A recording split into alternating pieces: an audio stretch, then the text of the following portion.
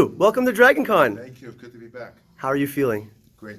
I trained this morning for an hour. I had a nice breakfast. And I'm talking to you guys. Freaking cool. Yeah, man, we are really happy that you're here. One question we were actually discussing last night, George, was you wore a lot of makeup, Lou.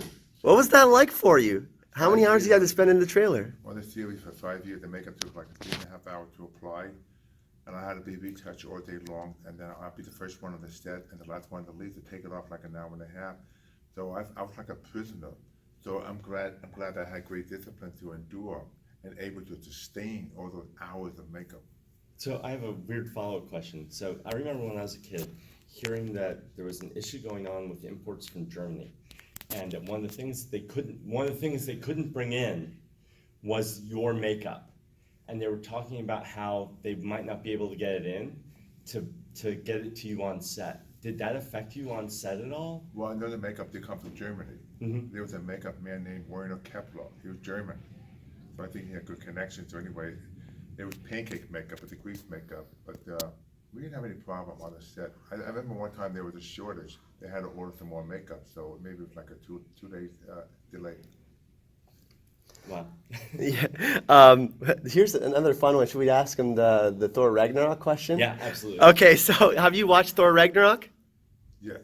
Okay, so we got the kind of the... We're like really super fanboys, so we're gonna ask you the fanboy question. We're representing Marvel Amino, a community of 120,000 users on this app, and there's all sorts of theories and stuff like that. So this is our personal theory. Yeah. Who would win the World War Hulk version in Thor Ragnarok, or your Hulk? Like, would your Hulk beat the Hulk out like your Hulk Mark take Ruffalo's Thor, Hulk? I wasn't crazy about the Hulk the way he portrayed in Thor. It's almost like they made it too comical. It wasn't serious enough because I think even when you go into the Avengers Infinity War, I think the Hulk should be more like what I've done on the TV series. That's why you can't compare the two. Yeah. I'm kind of slightly disappointed because the Hulk looked great, but just saying that he should have more deeper resonance with the voice. They're always looking for those impact moments, those like oohs and ahs, and you want more of like the... Exactly, yeah. Yeah. Got another one, George? So, okay, when I went to film school, one of my mentors was the director of Pumping Iron. So, George Butler? Mm-hmm. Really? Yes. So, Where was this at? in North Carolina School of the Arts. So, I had the opportunity to talk with him a lot about that and the behind the scenes and how long it took for the movie to come out and all the work they did with you guys. I'm just in awe of what that whole process was as a documentary and everything they did with you and the opportunities that you all had to work with you and Arnold. Thank you, first. Second, if you had the opportunity, like looking back now, if you could, with your wisdom that you've gained since then, go back and compete again, what would you change? Well, I didn't have enough time. I was training for the ABC Superstar competition, and then I shift my training to train for the Olympia for Pumping Iron because George Butler called. And if I had another month, it would have been much closer. But at the time, I had a huge conflict with my father. I grew up with a dominating father, and I wish he wouldn't have gone because he wanted to be in the film, so kind of like beaten down. But the movie really changed our lives because at the time they were filming, halfway through production, they almost went bankrupt. Yeah. And George Butler, like Charles Gaines wrote the book, but he had a great vision how he wanted the movie to be because back then people say you're making a movie about bodybuilders, you're two bodybuilders. Mm-hmm. They were laughing about me and Arnold because we looked like freak, but it was so beautiful and still it's the best docudrama ever made. I agree. If I had to go back and change everything, I think I would have probably not taken the relationship too seriously. Probably would have gone by myself. I probably had another month of training because even though at the time I needed a little assistance, but I probably would have had a better time down there than taking the competition so seriously because we went to South Africa and they had this incredible buffet and we couldn't eat the food because we were all dieting and everything. So after the contest, we went to the National Cougar Game Farm to see the animals, and that was quite an experience because I disappeared for 2 days in the jungle with the promoter's ex-wife, so they couldn't find me because I wanted to get away from everything. But yeah, it was great. When you compete and train for a competition, you're in a different frame of mind because you're so involved in dieting. You're very narcissistic. You got to be selfish. But I probably would have shown maybe more humor to the camera if I had to go back and change anything. So humor would be the difference. Like Yeah, having a good time because all of us were so serious playing for the competition. Like Arnold knew he was going to win because I wasn't in my best shape. Because he was arrogant, very cocky. So that's what made the movie interesting between him and I.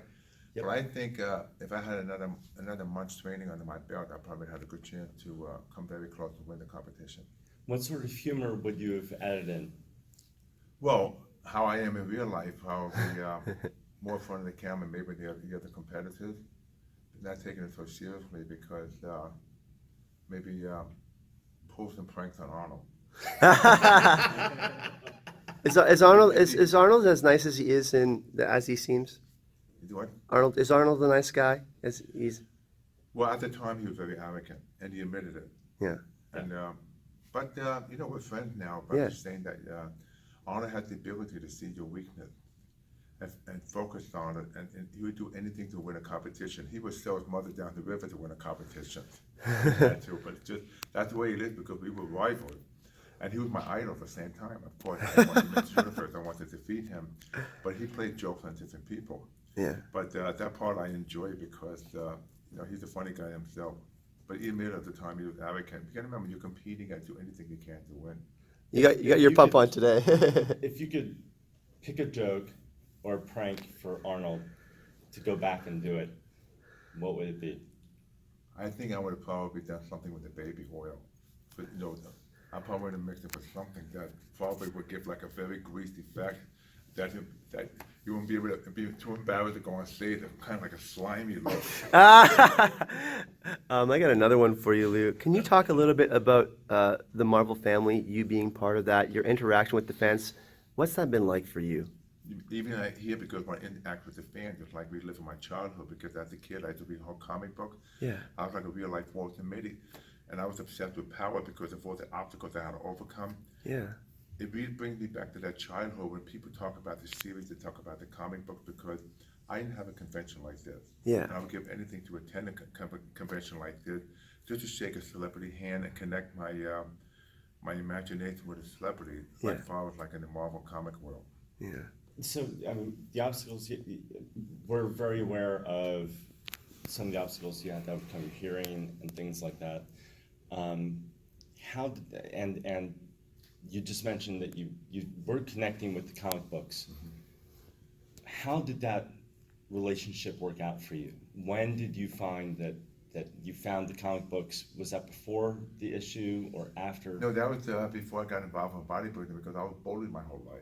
And I used to fantasize being the Hulk. I used to read the comic because I wanted to be powerful and strong. And I imagined becoming the Hulk and fight my friend and beat the guy that bullied me. So that got me very obsessed with power. Then I discovered bodybuilding, and that was my path to survive. Interesting. Yeah. So bullying is a huge issue right now. And you just mentioned you were bullied as a child. So what was your pathway to overcome bullying?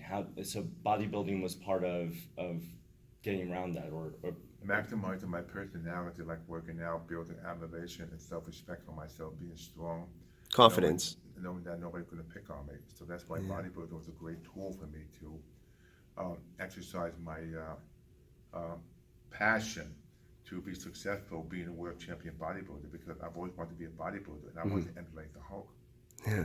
So it's funny because You actually were the Hulk in the bodybuilding world. yeah, I was like Bill Bixby before, but it's funny when you watch the Hulk series, it's really about bullying because Bill Bixby in the show gets bullied and becomes the Hulk. Yeah. So I was Bill Bixby. I was in Bill Bixby's position before.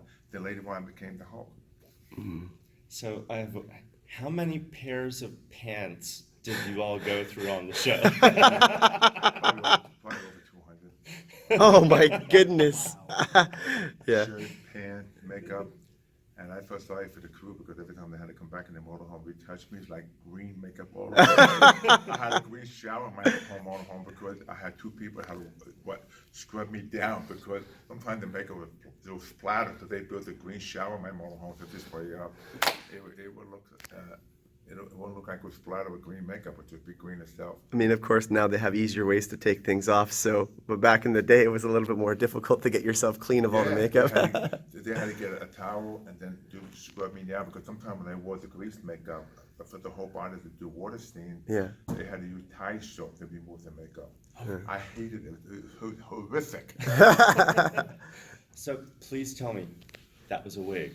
Yeah, from a Chinese mule called yak. What? They dyed green. Yeah, the Chinese mule, and the wig was kind of like thick and brittle. That's so cool. You're answering so many questions I had as a child. This is amazing. Actually, I have an interesting one. Lou, are you keeping up to date with? Have you watched all the Avengers movies, all the Marvel movies that come out? Are you still connected in that way? Are you involved in the Marvel? I Marvel. did the voice. I want to do the voice for the Hulk. I know they use Mark Ruffalo. I know I would have sounded better because the Hulk is kind of like a primitive creature. Yeah. So I don't know what the path is going to be, because when I began the Hulk, I was like the pioneer when I began the series, because at the time Captain America and Spider-Man failed. The Hulk was successful. Watching for the Hulk, you wouldn't see what you see today, as far as like all the superheroes, like the A-list actors portraying this character.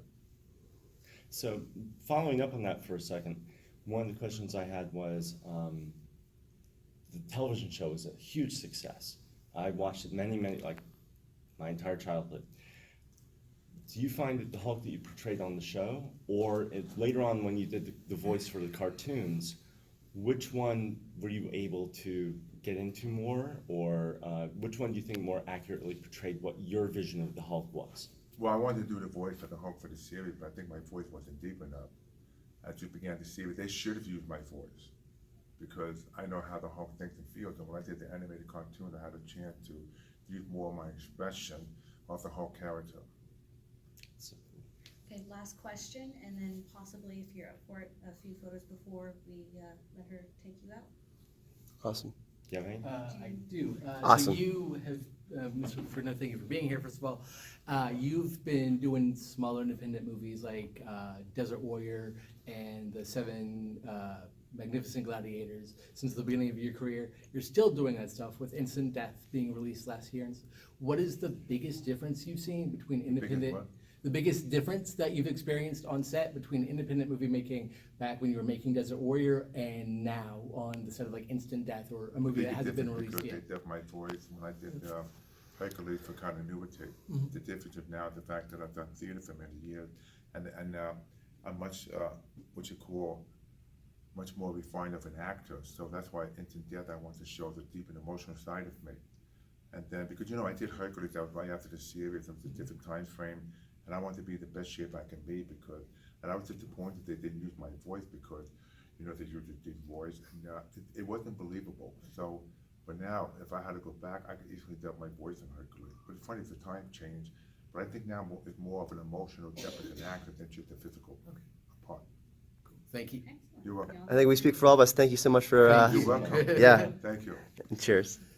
Wow, what an honor to be able to interview the Hulk. That's right, I said it. Lou Ferrigno, in my mind, is the Hulk. This interview almost didn't happen as Lou was very, very busy over Dragon Con weekend, but he took the time out of his schedule to meet with me and George, and for that, we are super grateful. So thank you so much for that, Lou. We would also like to thank Dan Carroll and all of the staff at Dragon Con for allowing us to cover the event. The energy at Dragon Con is one of a kind, and we can't wait to return next year to bring you more amazing content and share all of our fun ventures with you as well. We would also like to thank our friends and partners at Marvel Amino for sponsoring us at Dragon Con. Without your support, this interview with Lou never would have happened. So thank you so much for inspiring us, and we plan on giving back to all of you and helping your community grow. So thank you so much, Marvel Amino. Channel Marvelous has officially launched, and we are super excited to not only be making Marvel content, everyone, but we're going to be covering DC Universe, The Expanse, Star Wars, and awesome other franchises. So this channel will not just be myself creating content, but a collective of amazing people that we've met on our amazing journey so far in the YouTube community. If you did enjoy this video, please Hulk smash that like button, subscribe to channel Marvelous, and hit that notification bell so you can be up to date on all of our future videos. You can find the link in the description of this video to subscribe, links to all social medias for Channel Marvelous, including Twitter, Facebook, and our newly launched Patreon. Thank you so much for watching, everyone. Hype and love.